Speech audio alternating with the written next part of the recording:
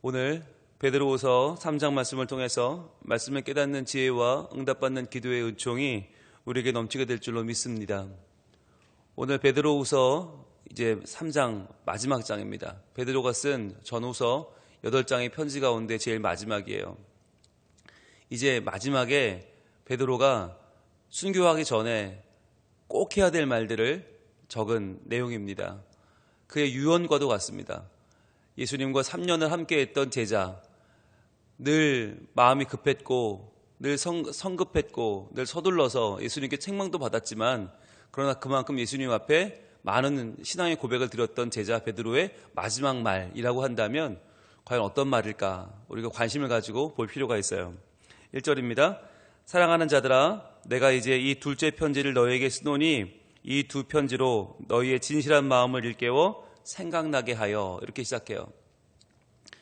여러분, 베드로가 편지를 쓸 이유가 없다라고 말씀을 드렸어요. 먼저 베드로는 편지를 쓰는 성격의 사람이 아니다. 말로 설교하면 수천 명씩 회개하는데 뭐하러 편지를 쓰겠어요? 그런데 편지를 쓴 이유가 여기에 나와요. 뭐예요? 바로 생각나게 하기 위해서. 생각나게 하기 위해서. 이것이 하나님이 우리에게 말씀을 주신 이유예요. 설교가 물론 유익하지만 설교는 지나가요. 이 당시에는 또 설교를 녹음할 수 있는 또는 녹화할 수 있는 그런 기회가 없었잖아요. 그러니까 설교 말씀이 아무리 파워풀하고 아무리 능력이 있어도 이거 지나가고 나면 생각이 잘 안 나잖아요. 그래서 성경은 기록했다는 거예요. 그래서 여러분, 왜 하나님이 성경이라고 하는 책을 우리에게 주셨을까? 오늘날 우리가 책을 잘 읽지 않잖아요. 차라리 영화나 아니면 뭐 3D 애니메이션 이런 걸로 주셨으면 훨씬 더 우리에게 더 이 시대에 와닿지 않았을까? 과연 영화나 이런 유성 영화나 칼라 필름이 나올 걸 하나님 모르셨을까?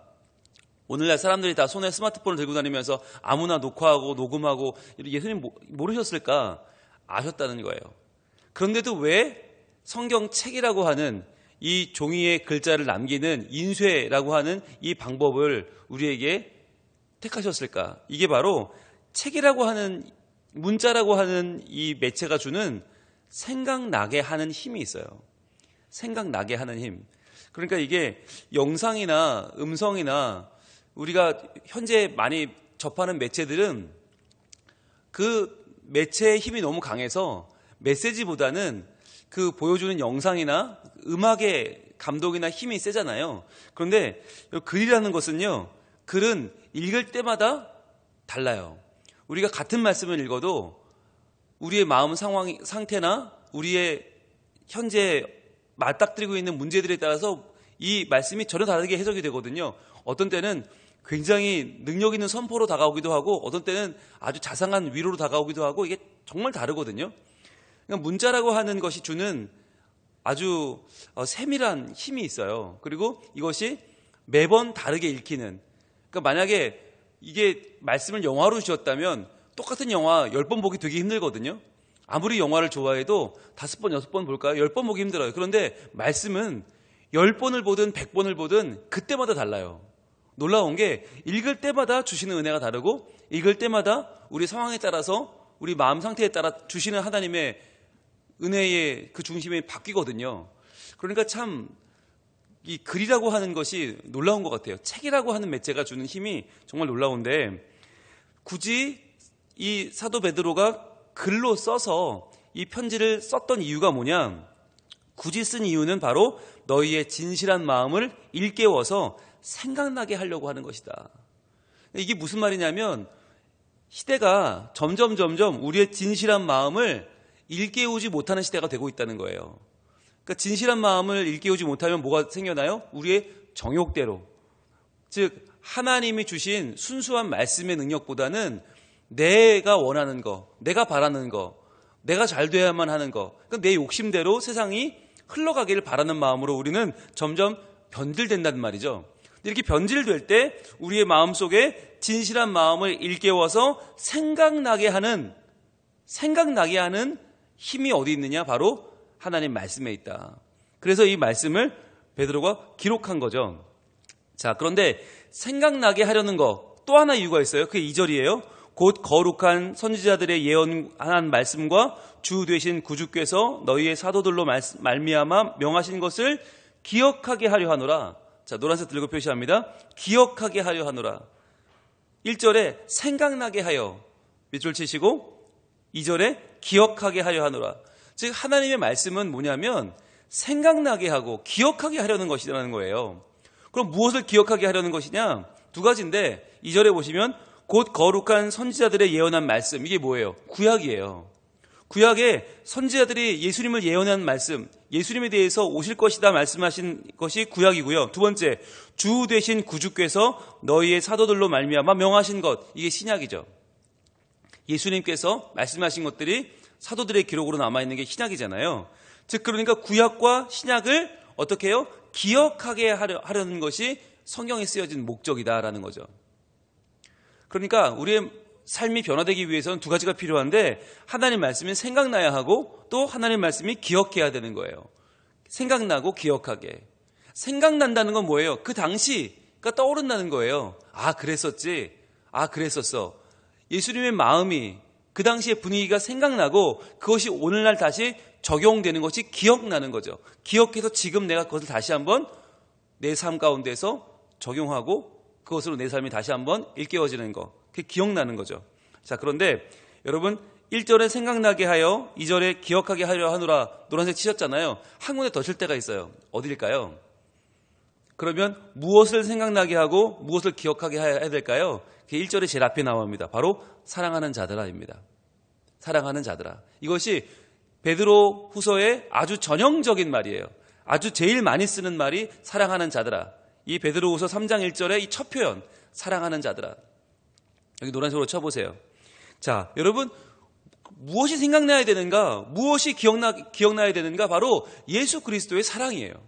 예수님이 우리를 부르실 때 얘들아, 사랑하는 자들아 라고 부르셨던 바로 그 예수님의 사랑을 생각나게 하고 기억하게 하려는 것, 그것이 베드로가 이 베드로 후서를 쓴 이유란 말이에요. 예수님이 우리를 사랑하셨다. 예수님이 우리를 사랑하셨다. 이게 우리가 말씀을 읽을 때 제일 생각나야 되는 포인트고요. 제일 기억나야 하는 중심이라는 거예요. 그러면 어떻게 이 베드로는 예수님의 이러한 사랑하는 마음들을 그 마음속에 품을 수 있었을까? 우리가 알고 있잖아요. 베드로가 얼마나 부족한 사람이에요. 배운 것도 없고 아는 것도 없고 성질만 급하고, 근데 그랬던 그가 변화되었던 포인트가 있죠. 바로 누가복음 22장으로 가봅니다. 누가복음 22장 31절. 자, 예수님이 그에게 해주신 말씀이 있어요. 누가복음 22장 31절. 자, 이렇게 말씀하십니다. 같이 읽습니다. 시몬아, 시몬아, 보라, 사탄이 너희를 밀가부르듯 하려고 요구하였으나. 자, 이제 너희에 대한 박해가 시작된다는 거죠. 너희에 대해서 사탄이 마치 밀을 까부르듯이 그렇게 너희를 이리 쿵 저리 쿵 막 이리저리 옮겼다가 던졌다가 막 공중에 띄웠다가 바닥에 떨구었다가 할 거란 말이에요. 자, 그런데 그런 날이 올 텐데 그런 날에 네가 어떻게 그것을 견뎌냅니까? 바로 32절입니다. 그러나 내가 너를 위하여 내 믿음이 떨어지지 않기를 기도하였노니. 예수님이 지금 이 베드로를 위해서 기도하시는데 이미 기도했는데 뭘 위해 기도했냐? 바로 그때 사탄이 너희를 밀가부르듯 할 때 그렇게 너희에게 박해가 오고 시험이 오고 그런 너희에게 어려움이 왔을 때 너희의 믿음이 떨어지지 않기를 내가 기도했다는 거예요. 그래서 어떻게 되라는 거예요? 너는 돌이킨 후에 내 형제를 굳게 하라. 노란색 옷 들고 표시합니다. 너는 돌이킨 후에 내 형제를 굳게 하라. 이게 예수님이 베드로에게 주신 말씀이었어요. 자, 너는 아직 돌이키지 않았다. 너는 아직 나를 부인할 것이고 너는 아직 나를 저주할 것이고 아직 내 편이 되지 않았어. 그러나 너는 분명히 돌이킬 거야. 돌이킨 후에 내 형제를 굳게 하라. 이게 너의 역할이라는 거예요. 이게 내 사랑을 입은 네가 할 일이라는 거예요. 그런데 그러면 언제 돌이킨단 말입니까? 여러분, 베드로가 언제 돌이켰어요? 무슨 일 이후에 돌이켰어요? 바로 예수님의 죽으심과 부활 이후에 예수님을 다시 만났잖아요. 부활하신 후에 갈릴리에서 예수님을 다시 만났을 때 예수님이 조반을 차려놓으시고 얘들아 식사해라 부르셨죠. 그때 베드로가 달려와서 예수님 앞에 무릎을 꿇죠. 그때 예수님 말씀하시죠. 네가 나를 사랑하느냐? 주님이 저를 아십니다. 네가 나를 사랑하느냐? 예, 주님 저를 아십니다. 네가 나를 사랑하느냐? 예, 주님 사랑합니다. 부활하신 주님이 베드로를 만나 주셨을 때 그 사랑으로 베드로가 돌이키고 돌아오죠. 다시 그 마음이 회복되죠. 그 다음에 한 게 뭐예요? 내 형제를 굳게 하라는 말씀을 실천하는 사람이 된 거죠. 여러분, 그래서 우리가 변화되기 위해 제일 필요한 게 뭐냐? 예수님의 사랑이에요. 부활하신 예수님을 만나야 되는 거예요. 그분을 만나야만, 우리가 인격적인 만남, 예수님과의 만남이 있어야만 그때부터 할 수 있는 게 뭐냐? 내 자신을 돌이키는 일이고, 그때부터 할 수 있는 일이 다른 형제를 굳게 하는 것을 할 수 있는 거예요.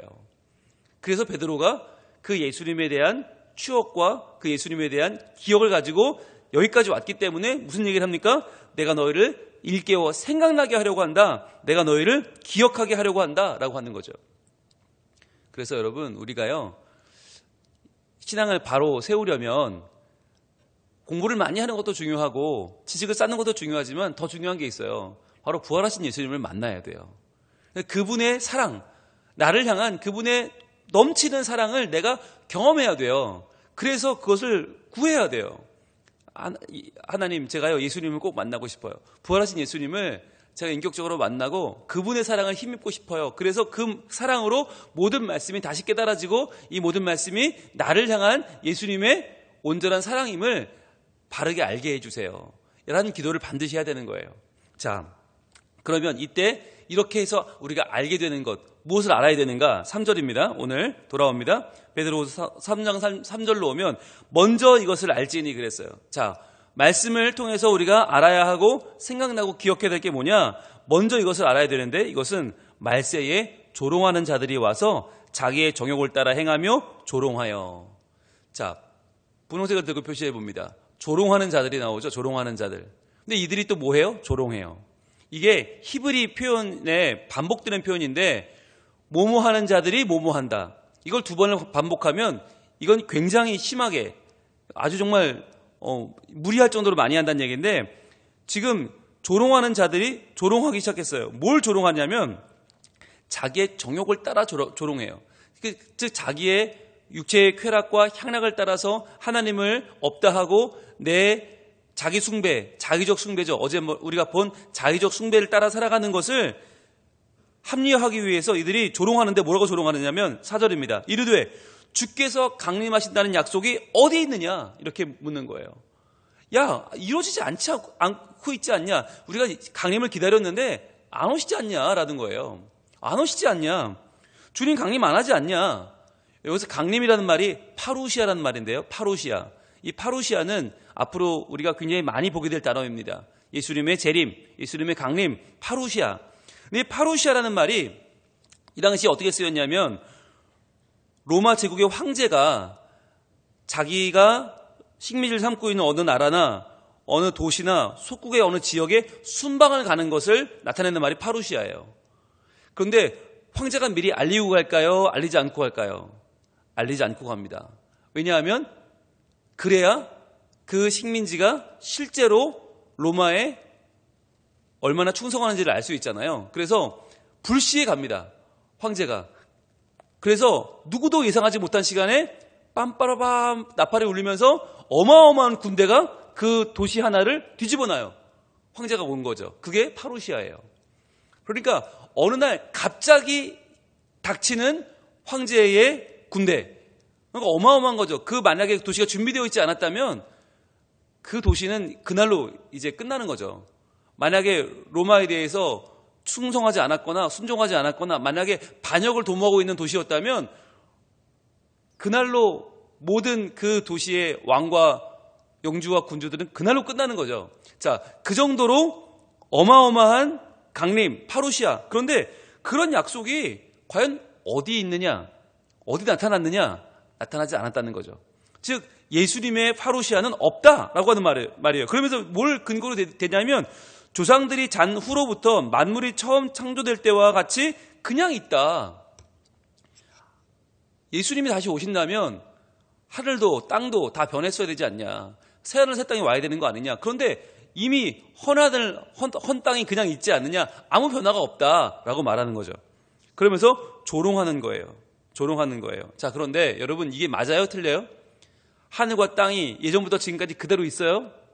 아니죠. 그렇지 않아요. 그래서 베드로는 얘기하는 거예요. 5절에 이는 하늘이 옛적부터 있는 것과 땅이 물에서 나와 물로 성립된 것도 하나님 말씀으로 된 것을 그들이 일부러 잊으려 함이로다. 자, 여러분, 하늘은 옛적부터 있었어요. 맞아요. 그런데요, 땅은 바뀌었어요. 땅은 물에서 나와 물로 성립되었다. 이게 땅이 물에서 나왔다는 말이 뭐예요? 노아의 홍수죠.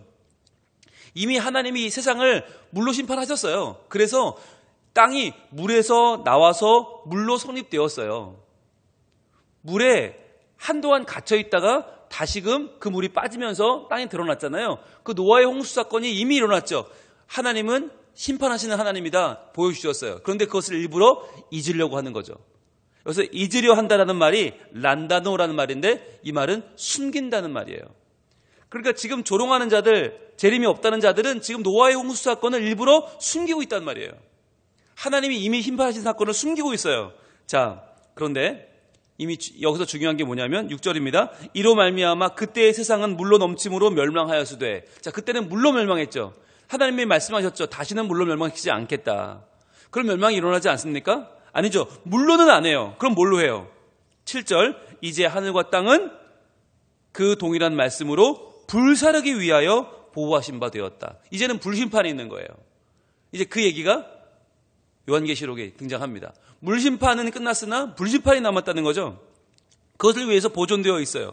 자, 그러면 그날까지 하나님이 가만히 두신 이유는 뭐예요? 경건하지 아니한 사람들의 심판과 멸망의 날까지 보존하여 두신 것이다. 제대로 심판하기 위해서 경건하지 아니한 자들의 심판과 멸망의 날, 그날을 기다리신다는 거예요. 자, 그런데 여러분, 여기서 정말 중요한 단어가 나와요. 바로 8절에 사랑하는 자들아예요. 노란색으로 쳐보세요. 사랑하는 자들아. 자, 여러분, 7절 마지막에 경건하지 아니한 자에게는 하나님의 심판과 멸망의 날이 찾아와요. 그러면 경건한 사람들에게는 무슨 날이에요? 바로 구원의 날이죠. 근데 경건한 사람이 어디 있어요? 아무도 없어요. 경건한 사람은 아무도 없어요. 그러면 누가 경건한 사람이냐? 바로 사랑하는 자들. 하나님의 사랑을 입은 자들이 경건한 자들이란 말이에요. 마지막 때 여러분 잘 보세요. 이제 앞으로 계속 마지막 때에 대한 얘기가 쭉 요한계시록 끝까지 나오는데 두려워할 이유가 하나도 없어요. 왜? 누가 두려운 거예요? 경건하지 않은 자들에게는 심판되고 멸망이에요. 그런데 우리는 두려울 일이 하나도 없어. 왜? 우리는 누군데? 우리가 경건한 자란 말이에요. 아니, 목사님, 우리 경건하지 않아요. 예, 알아요, 저도. 그러나 경건하지 않은데 왜 경건한 자라고 해요? 하나님의 사랑을 입었기 때문에. 사랑하는 자들아, 사랑하는 자들아, 너희는 경건하지 않아서 심판받고 멸망받는 자들이 아니라 하나님이 택하신 자들이고 하나님의 사랑을 입은 자들이에요. 그 사랑하는 자들아, 너희에게는 어때요? 주께는 하루가 천년 같고 천년이 하루 같다는 이 한 가지를 잊지 말라. 자, 보세요. 사랑하는 자들아, 잊지 말라. 이게 뭐예요? 1절이에요. 사랑하는 자들아, 생각나게 하여 기억하게 하려 하노라. 이 1절과 2절이 어디서 다시 반복되는가? 8절에서 반복됩니다. 사랑하는 자들아, 이것을 기억해라. 이것을 기억하기 위해서 뭐가 있다고 그랬어요? 성경이 있다고 그랬죠. 이것을 기억나게 하려고 성경에 쓰여졌다고 그랬죠. 무엇이 성경의 내용을 어떻게 요약할 수 있어요? 주께는 하루가 천년 같고 천년이 하루 같다. 이게 성경을 요약한 말이라는 거예요. 즉 우리가 천년 동안 이루어지지 않고 있다라고 말하는 그 일이 하나님께는 하루 만에 일어날 수 있다. 하루 동안 일어날 일들을 하나님은 천년 동안 준비하신다는 거예요. 그게 하루가 천년 같고 천년이 하루 같다. 우리에게는 천년이 길어 보이지만 하나님께는 아무것도 아니라는 거죠. 우리에게 하루가 짧아 보이지만 하나님은 그 하루 동안 무슨 일이든 할 수 있다는 거예요. 그래서 9절 주의 약속은 어떤 이들이 더디다 하고 생각하는 것 같이 더딘 것이 아니라. 왜 재림이 안 오냐? 왜 파루시아가 안 오냐? 이거 끝난 거 아니냐? 지나간 거 아니냐? 더딘 거 아니냐고 말할 때 노란색 들고 표시합니다. 오직 주께서는 너희를 대하여 오래 참으사. 예수님은 왜 안 오시고 계신 거예요? 오래 참고 계시다. 오래 참으신다. 오래 참는다는 이 단어 속에는 분노가 들어있어요. 분노, 화. 아주 엄청난 분노라는 단어가 이미 이 안에 들어있어요. 그럼에도 불구하고 오래 참으세요. 왜요? 아무도 멸망하지 않고 다 회개하기에 이르기를 원하시기 때문에. 우리가 볼 때는 오직이란 말이 한 번 쓰였지만 원어로 보면 한 번 더 쓰였어요. 오직이란 말이 알라라는 말인데, 알라라는 말이 오직이 주께서는 앞에도 쓰였지만 다 회개하기에 이르기를 원하시는 일 앞에 또 쓰였어요. 그래서 원어대로 읽으면 오직 주께서는 너희를 대하여 오래 참으사 아무도 멸망하지 않고 오직 다 회개하기에 이르기를 원하시느니라. 이게 원문이에요. 회개할 때까지 기다려주시는 하나님의 사랑, 그 사랑은 누구를 향한 것입니까? 바로 우리를 향한 것입니다. 바로 우리를 향한 것. 이것은 두 가지죠. 먼저는 우리가 회개하길 원하시는 거고, 두 번째는 우리가 그 회개를 전파하기를 원하시는 거예요. 그래서 우리의 가족과 우리의 이웃과 우리의 친지와 우리 주변에 이 재림이 오면 멸망한 사람들이 너무 많아요. 그들을 우리가 지금부터 증거하여 그들을 예수 믿게 하고 돌아오게 하고 하나님 사람 만드는 그 일을 우리에게 지금 하나님은 전적으로 맡기고 계시는 것입니다. 의탁하신 것입니다. 그래서 지연이, 이 재림이 지연되는 이유가 뭐냐? 우리가 먼저 회개하고 또 우리가 그 회개를 전파하게 하기 위해서. 그것이 우리가 이 마지막 때를 살아가는 이유예요. 그러니까 내가 혹시 회개하지 않아서 이 심판의 때에 두렵고 떨리고 하나님의 심판을 겁내고 있는 건 아닌가? 먼저 내 자신이 하나님의 그 사랑을 온전히 받았는가? 내가 부활하신 예수님을 만났는가? 내 부족함과 연약함이 지금 회복되었는가를 돌아보고 그 다음에는 내가 누군가에게 이 사랑을 전해야 되나? 나도 이 베드로처럼 돌이킨 후에 내 형제를 굳게 하는 사람으로 살아야 되지 않겠어요? 우리도 그렇게 살려면 과연 내가 누구를 만나야 될 것인가를 지금 생각해 봐야 되는 거죠. 그래서 우리가 말씀을 통해서 생각나게 하고 기억하게 하시는 하나님의 은혜, 다시금 생각나고 기억해야 되는 이 은혜를 그럼 어디까지 우리가 언제까지 키워나가야 할 것이냐? 그것이 오늘 마지막 절에 나와 있어요. 베드로후서 3장 마지막 절, 우리 18절 한번 보겠습니다. 오늘 베드로가 쓴 편지의 제일 마지막 글은 이렇게 끝납니다. 같이 읽습니다. 시작. 오직 우리 주 곧 구주 예수 그리스도의 은혜와 그를 아는 지식에서 자라가라. 영광이 이제와 영원한 날까지 그에게 있을지어다. 아멘. 오직 중요하죠. 오직 느낌표도 따옴표도 물음표도 없는, 문장 부호가 없는 성경에서 오직은 느낌표 10개라고 말씀을 드렸어요. 느낌표 10개.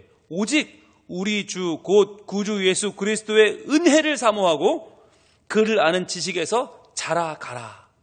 즉 은혜도 점점 자라야 하고 지식도 점점 자라야 한다는 거예요. 이 두 가지가 같이 가야 한다는 거예요. 은혜만 자라면 지식이 없어 망해요. 지식만 자라면 은혜가 없어서 메말라요. 결국에는 나도 살고 남도 살리기 위해서 어떻게 해요? 은혜도 받아야 되고 지식도 자라야 되는 거죠. 자라가야 되는 거예요. 두 가지가 다. 그래서 언제까지? 영광이 이제와 영원한 날까지 그에게 있을지어다. 마지막 날, 이제부터 영원까지 영광 받으실 예수 그리스도, 그분에게 딱 붙어있기 위해서, 그분의 은혜를 받고 그분을 아는 지식을 점점 우리에게 하나님 허락하셔서 그것이 넘쳐나서 마지막 날에 나도 구원받고 남도 구원하기 위해서는, 내가 돌이켜 남을 굳세게 하기 위해서는 우리가 하나님의 귀하신 은혜를 사모하는 것과 지식에 자라가는 것을 함께 소망해야 한다는 거예요. 여러분, 이것을 우리가 꿈꾸기를 원합니다. 그래서 지금 이제 하나님 말씀이 막판으로 가고 있잖아요. 이제 오늘 베드로후서가 끝나면 요한 1서, 요한 2서, 요한 3서, 유다서, 그다음 요한 계시록입니다. 마지막 끝날 때 정말 두 가지가 필요한데 은혜를 사모해야 됩니다. 그래서 은혜 가운데 하나님, 이 말씀 속에 내가 은혜 받고 내가 사랑받는 자임을 깨닫고 부활하신 주님을 내가 만났음을 기억하고 거기 감사하며 찬양하며 은혜 속에 빠지게 하여 주옵소서. 또 하나, 지식에 자라가게 하옵소서. 우리가 요한계시록을 너무 몰라요. 말씀을 너무 모르니까 두렵고, 모르니까 이단에게 당하고, 모르니까 우리가 너무 연약하단 말이죠. 마지막 때에 이단들은 창궐하는데 우리는 상대할 능력이 없어. 왜? 말씀을 모르니까. 이러한 때에 우리가 은혜와 지식에 자라가서 나도 은혜의 반석 위에 굳게 서고 또 다른 사람도 같이 구원하여 그들로 굳세게 하는 하나님의 사람으로, 말씀의 사람으로 온전히 설 수 있기를 우리가 하나님 앞에 오늘 구하기를 원하고, 하나님 응답 주시면 그 응답 가운데 우리가 든든히 서게 될 줄로 믿습니다. 기도하겠습니다. 하나님, 하나님의 사랑을 받은 우리가 반드시 생각나야 할 것이 있고 반드시 기억해야 할 것이 있다고 하십니다. 그것이 바로 예수님의 사랑입니다. 그 예수님의 사랑을 우리가 받았으니 다시 기억하고 생각하여 그 가운데에 거하여 주님, 저희들이 은혜와 지식이 날로 자라가기를 소망합니다. 이 땅에 많은 사람들은 하늘을 봐라, 땅을 봐라, 변함이 없지 않느냐, 예수님이 어디 왔다고 하느냐, 어디 오신다고 하느냐 조롱합니다. 그러나 그들은 노아의 홍수 사건을 일부러 숨기고 있는 것입니다. 물로 심판했던 하나님은 이제 다시 한번 불로 심판하실 것이고 그 심판 가운데 경건하지 아니한 자들은 멸망하고 말 것입니다. 주님, 저희들 사랑받는 자들로서 그날의 온전한 승리와 그날의 온전한 주의 영광을 경험할 자들이 바로 우리일진데 우리가 은혜 받고 또 말씀의 지식으로 무장하여서 주님 그 마지막 때를 잘 준비하는 자들이 되게 하여 주시옵소서. 도리어 그날에 주의 사랑을 받고 주님을 찬양하며 경배하며 기뻐하는 승리자들이 다 될 줄로 믿습니다. 주여, 그러나 우리만 구원받고 마는 것이 아니라 주님이 모든 이가 구원받는 그날, 모든 이가 회개하는 그날을 기다리시는 것처럼 저희들도 회개의 복음을 증거하기를 원하오니 우리의 가족과 친지와 이웃과 믿지 않는 자들에게 주의 복음을 증거하는 일에 열심을 품게 하시고 부지런히 주의 복음 전할 때에 예수님께서 우리와 동행해 주셔서 잃어버린 영혼이 돌아오고 하나님 나라가 확장되는 거룩한 일들이 많이 일어나게 하여 주시옵소서. 주님, 지금이 마지막 때입니다. 저희들 은혜 받는 일과 말씀의 지식을 올바로 쌓는 일에 열심을 품게 하시고 오직 주님의 그 사랑을 다시 한번 생각하여 기억하며 그 사랑을 키워나가는 복이 있는 주의 자녀 되게 하여 주시옵소서. 예수님 이름으로 기도합니다. 아멘.